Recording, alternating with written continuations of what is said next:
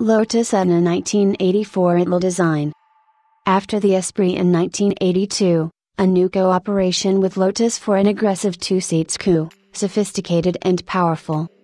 The new 8 cylinders, 4 liters, 340 horsepower engine is the basis of the new cooperation between Lotus and Italdesign, for the creation of a two-seats coupe. Lotus is enthusiastic about this project and begins the development that will be interrupted in 1986 to coincide with the leverage by GM. To contain the engine, the Etna wheelbase is longer than the Esprit 170 mm. In the 90s the supercars look impose rounded lines, but general statement, in common for all the Lotus, is wedged. After BMW M1 and DeLorean DMC 12 squared lines, Etna opens a new shaping thread that is going to characterize many two-seats coupe in years to come. The Lotus Etna concept car was designed by Giugiaro from Italdesign. It was displayed at the Birmingham Motor Show in 1984. The engine was to be mid-mounted and the chassis was loosely based around the Lotus Esprits, however the wheelbase was 3 inches longer. The Etna, codenamed M300, never actual ran and was more project car, although Lotus intended to feature the new 4-liter Lotus Type 909 V8 engine, a derivative of the Esprit engine. Only one car was ever made. Depending on how you define the word, the Etna could have become the first British mid-engine supercar. Though it was based on a lengthened Esprit floorpan, it had its own unique V8 and myriad F1 technologies that would have made even future rivals seem somewhat primitive. Sadly, it wasn't to be. Despite being launched at the 1984 Birmingham Motor Show to a rapturous reception from public and media alike, Lotus was in a familiar phase of turmoil.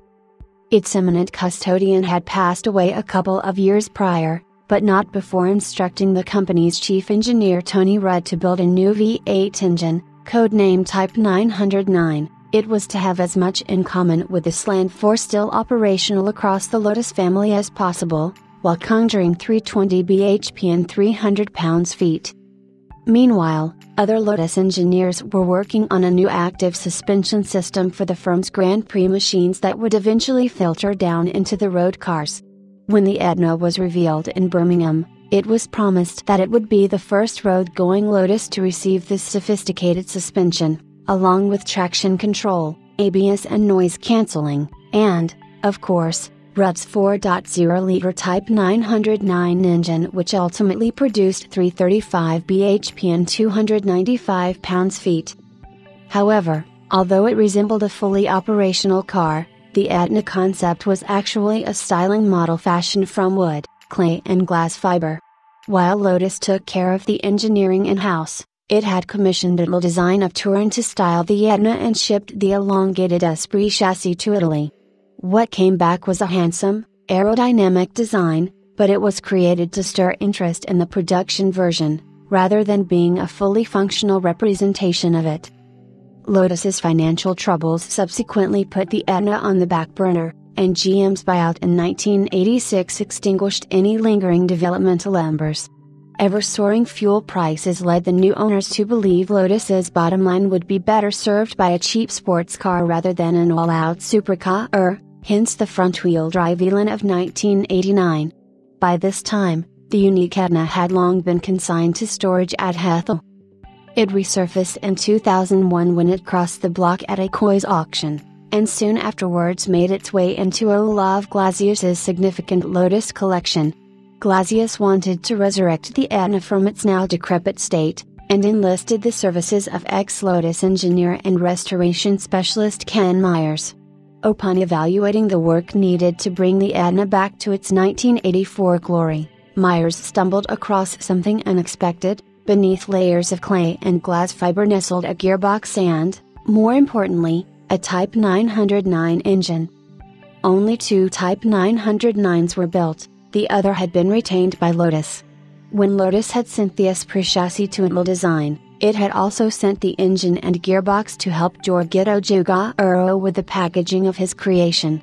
Following this unexpected discovery, Glazius tasked Myers with the arduous job of transforming the styling model into a running car, a job which included forming the rest of the car's mechanicals, including suspension borrowed from an Esprit.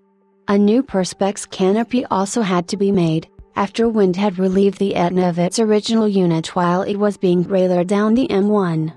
After just a year, Meyer's handiwork meant the Etna could parade round Goodwood under its own power, rather than remaining inert as it had done at the NEC almost 20 years prior. Depending on your interpretation, the first British supercar was probably the Jaguar XJ220 or McLaren F1. But had the Etna not fallen victim to Lotus's seemingly endless financial troubles, it might at least have earned a mention in that type of company, perhaps as a foretaste if not a predecessor. Sadly, it might not be the last Lotus to be culled as a result of fiscal anxieties, but here's hoping any subsequent casualties are afforded the same dedication and respect that the Etna found in its later life.